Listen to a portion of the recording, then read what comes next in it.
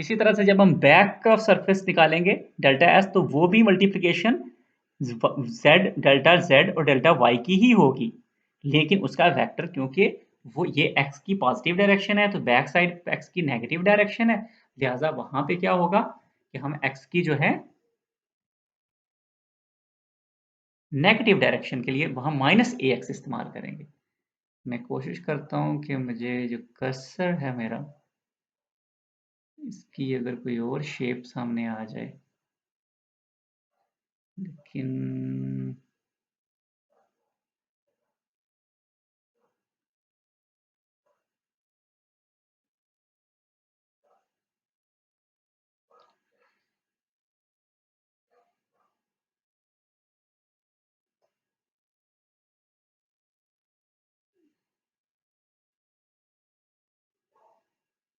चलें कोई बात नहीं, हम चलते हैं वापस आगे। तो मैंने आपको बताया कि डेल्टा वाई और डेल्टा जी की मल्टीप्लिकेशन की है हमने, और साथ ए एक्स लिख दिया है हमने। तो अब अगर इसको स्केलर फॉर्म में लिखें तो उसका नाम डी एफ फ्रंट का नाम जो है वो डी एक्स फ्रंट कर दिया गया, डी एक्स कोमा फ्रंट। और अब हमने यहाँ इस स्टेज पे बेसिकली हमने जो डेल्टा एस वाला पार्ट है ये हमने सॉल्व कर दिया है, लेकिन ये जो डी वाला पार्ट है, जो फ्लक्स डेंसिटी वाला पार्ट है, जो फ्रंट फेस की फ्लक्स डेंसिटी है, ये हमें नहीं मालूम, ये हमने मालूम करनी है और हम इसको इवेलुएट करने जा रहे हैं। इसके लिए आपने एक बात याद रखनी है, वो क्या है, वो मैं आपको दोबारा से फिगर पे ले जाता हूँ और वहां से आपको समझाता हूँ। ये है, ये पॉइंट मौजूद कहाँ है, ये पॉइंट इन तमाम फेस फ्रंट्स से इक्वल डिस्टेंस पे, मतलब कि ये बॉक्स के बिल्कुल सेंटर में है। तो लिहाजा अगर आप गौर करें, फ्रंट फेस और बैक फेस का दरमियानी फासला डेल्टा एक्स है, यानी फ्रंट फेस और बैक फेस का दरमियानी फासला डेल्टा एक्स है। इसका मतलब यह है कि इस फ्रंट फेस और इस पॉइंट पी के दरमियान का फासला डेल्टा एक्स बाई टू है। इसी तरह से इस पॉइंट और बैक फेस के दरमियान का फासला भी डेल्टा एक्स बाई टू होगा। यही बात मैंने यहाँ एक्सप्लेन की है। ये फासला जो है वो बेसिकली टोटल फासला डेल्टा एक्स है और फ्रंट और बैक के दरमियानी का, और उसके बाद अगर हम कहें कि distance from front face to the point is delta X by two, तो हमने ये निकाल दिया है फासला कितना है।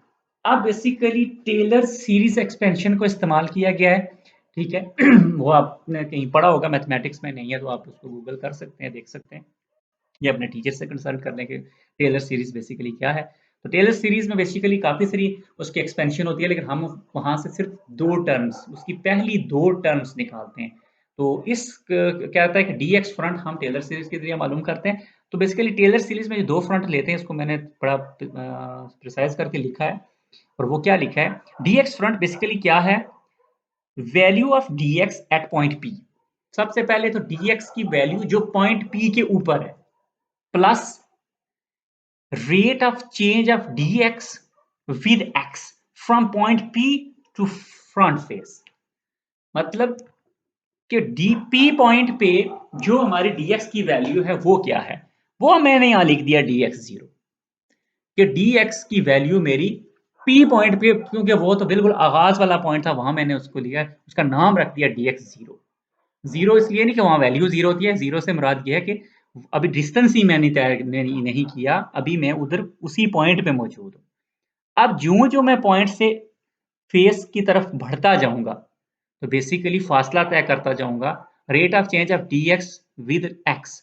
ये change of D X with X, जो rate of change of D X with X है, ये बेसिकली यही है, ये जो डेरिवेशन है, कि ये जो डी एक्स ओवर एक्स, ये जो पार्शियल डेरिवेशन है, ये वाला पार्ट है। और साथ में क्या है, रेट ऑफ चेंज, बेसिकली उसका रेट ऑफ चेंज है फ्रॉम, ये basically from point P to front face, from point P to front face basically क्या है, वो ये फासला जो भी मैंने आपको समझाया है। तो लिहाजा ये ओवरऑल इक्वेशन, हम सिर्फ दो हमने उसमें से वैल्यूज ली हैं, पहली प्लस ये दूसरी, दूसरी में एक ये है, दूसरा ये पार्ट है, इसको हमने यहाँ यूं लिखा, तो ये इक्वेशन 5 आप देखें हमारे पास क्या आ गया है, डी एक्स फ्रंट। यहाँ बॉक्स में देखते हैं हमने क्या इंपॉर्टेंट बात यहाँ लिखी हुई है, whenever there is more than one independent variable, जब इंडिपेंडेंट वेरिएबल एक से ज्यादा हो जाए, are involved in a change, then partial derivation is used। क्योंकि चेंज में एक से ज़्यादा डेरिवेटिव इन्वॉल्व हैं। आप देखें कितने, वो लेफ्ट भी जाना है, राइट भी जाना है, सामने भी आना है, तो तीनों एक्सिस में जाना है, तो लिहाजा वहाँ पे चेंज तीनों एक्सिस में हो रहा है। तो दैट्स वाई हम इस क्या क्या करेंगे, यहाँ पार्शियल डेरिवेशन यूज करेंगे। तो यहाँ चेंज एक्स डायरेक्शन में आता है, लिहाजा इसको डी एक्स ओवर ये एक्स। तो अब ये हमने डी एक्स फ्रंट निकाल लिया है। तो डी एक्स फ्रंट हमारे पास अगर आ गया इक्वेशन 5 में, तो इक्वेशन 4 के अंदर हमने दूसरी, हम इक्वेशन 4 में अगर इसकी ये वैल्यू पुट करते हैं तो इक्वेशन 5 क्या बनेगी हम देखते हैं। ये देखें, पुटिंग 5 इन 4, तो ये आ गया, साथ में वो मल्टीप्लाई हो गया। तो इसको थोड़ा सा अगर आप खोल के लिखें, बल्कि ये कंप्लीटली लिख दिया हमने 6। तो अगर हम सेम इक्वेशन बैक फेस के लिए निकालें तो डी बैक हो जाएगा, एस बैक हो जाएगा। एस बैक के लिए मैंने आपको बताया था वाई जी वैसे रहेगा, लेकिन ए एक्स माइनस में आ जाएगा, लिहाजा अगर आप इसको विदाउट फैक्टर्स लिखेंगे तो ये डी एक्स बैक और ये माइनस का सिंबल पीछे आ जाएगा, यूं करके लिखेंगे। अब यहाँ फिर वही मामला होगा, डी एक्स बैक निकालनी है, डी एक्स बैक। अब फिर बिल्कुल वही सीरीज है, डी एक्स जीरो माइनस, क्योंकि अब ये वाला जो फासला है बेसिकली ऑपोजिट डायरेक्शन है, पी से बैकवर्ड जा रहे हैं। पहले हम पी से फॉरवर्ड आए थे, अब हम पी से बैकवर्ड जा रहे हैं, दैट्स वाई इस डिस्टेंस के लिए माइनस का सिंबल इस्तेमाल किया है। अब आप जब यहाँ पे इन दोनों को मल्टीप्लाई करेंगे तो सिंबल आप याद रखिएगा, क्योंकि इसके पास पहले से नेगेटिव का सिंबल था, लिहाजा ये जो पॉजिटिव सिंबल है उसको नेगेटिव कर देगा और नेगेटिव को ये पॉजिटिव कर देगा।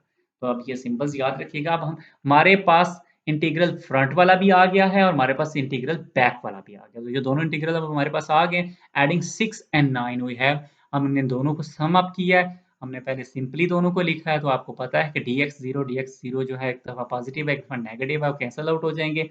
और ये जो डेल एक्स बाई 2 है, ये 2 दफा है, तो हाफ ये पूरा ये बन जाएगा। तो इस तरह से ये इक्वेशन बड़ी खूबसूरत इक्वेशन की शक्ल अख्तियार कर देगी, इक्वेशन 10। तो अब देखें फ्रंट और बैक के लिए इक्वेशन क्या बनी है।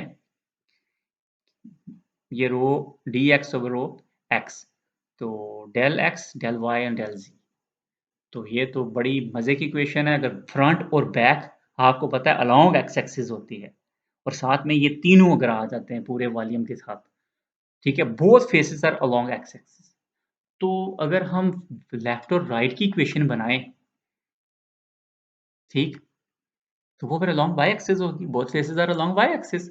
और हम टॉप और बॉटम की इक्वेशन बनाएं, तो उसका मतलब कि वो अलोंग जेड एक्सिस होगी। तो इक्वेशन तो आसान होगी, हमें बाकी दो बनाने की जरूरत ही नहीं पेश आई। अब हम तीनों को जमा कर लेते हैं। जब आप तीनों को जमा करेंगे तो आपके पास सूरत हाल कुछ इस तरह से आ जाएगी, इक्वेशन 13 बन जाएगी आपके लिए। ये वही पहली इक्वेशन से वापस हम लेके आए इसको, ठीक है। और इक्वेशन 13 को मजीद अगर मैं सिंपल करूं, तो ये तीनों चीजें जब मल्टीप्लाई होती हैं तो ये डेल वी बन जाता है।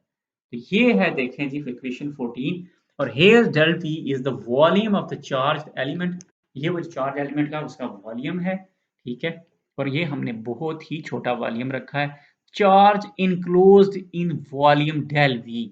ये जो डेल वी बहुत ही छोटा सा वॉल्यूम है, इसके अंदर जितना भी चार्ज है वो दरअसल इसके और इसके साथ जो है वॉल्यूम के, ये बेसिकली क्या है, ये पार्शियल जो है डेरिवेशन है किसकी, फ्लक्स डेंसिटी की इनटू वॉल्यूम। तो वॉल्यूम के साथ अगर फ्लक्स डेंसिटी की पार्शियल डेरिवेशन को मल्टीप्लाई करते हैं तो ये इसके साथ इक्वेशन बन जाती है। तो that is end of this topic. अपने जो है वो एग्जांपल 3.3 भी सॉल्व करनी है और ड्रिल 3.6 भी सॉल्व करनी है। Thank you very much.